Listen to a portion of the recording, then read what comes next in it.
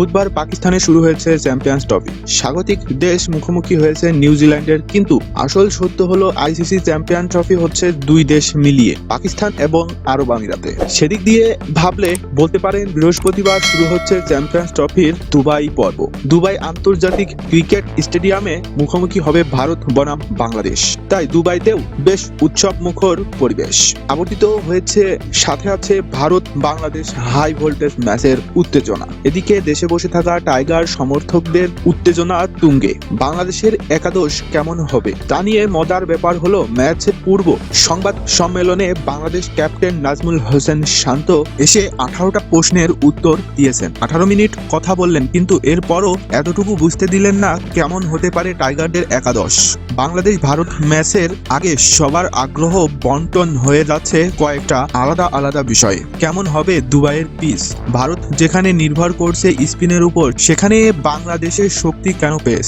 নাহিদ রানাকে কিভাবে ব্যবহার করবেন বাংলাদেশ ক্যাপ্টেন? কিংবা কেমন হচ্ছে সৌম্য তানজিতের ওপেনিং জুটি? এসব প্রশ্ন গেছে শান্তর কাছে। ক্যাপ্টেন উত্তর দিয়েছেন, কিন্তু যে ইঙ্গিত পেতে চেয়েছিল সাংবাদিকেরা তা দেননি। শেষে এক সাংবাদিক সরাসরি প্রশ্ন করে বলেছেন, মিডল আর লো মিডল অর্ডারে জট কিভাবে খুলবে? বাংলাদেশ দলে কে কে খেলবেন ভারতের বিপক্ষে? শান্ত দিয়েছেন সরাসরি উত্তর, কাল ম্যাচ শুরু হলেই দেখবেন। ম্যাচের আগে প্রতিপক্ষের সামনে নিজেদের প্ল্যান নিয়ে ধারণা না দেওয়ার কাজটা শান্ত করেছেন ঠিকই, কিন্তু একই সাথে এটাও সত্য যে কিছু কিছু সিদ্ধান্ত একেবারেই শেষ মুহূর্তে গিয়েই নেবে ম্যানেজমেন্ট। কেননা কমপক্ষে 3টা জায়গায় এখনো দ্বিধায় আছে দল।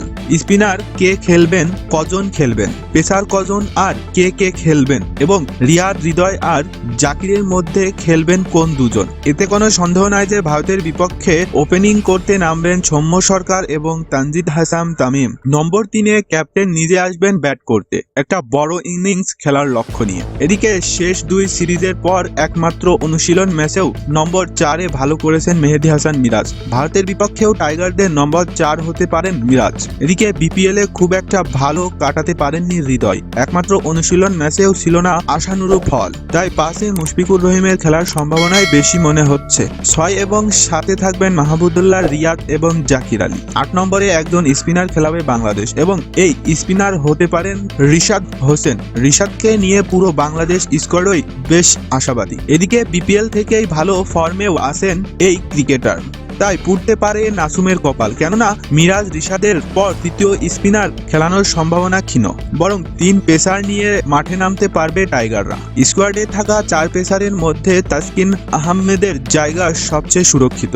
বাকি 3 জনের মধ্যে খেলবেন যে কোনো 2 জন, আর এই 2 জনের মধ্যে একজন হওয়ার সম্ভাবনা বেশি নাহিদ রানার। মজার ব্যাপার হলো, ভারত সাংবাদিকেরা ধরেই নিয়েছেন ম্যাচে খেলবেন নাহিদ, এবং যেহেতু রানার কাছে আছে আন্তর্জাতিক ক্রিকেটে হারিয়ে যেতে বসা পেস, তাই শেষ পর্যন্ত ভারতকে চমকে দিতে রানাকেই একাদশে নিতে পারে টাইগাররা। অপরদিকে মুস্তাফিজ এবং তানজিদ হাসান সাকিবের মধ্যে অভিজ্ঞতার কারণে এগিয়ে যেতে পারেন দ্য ফেস।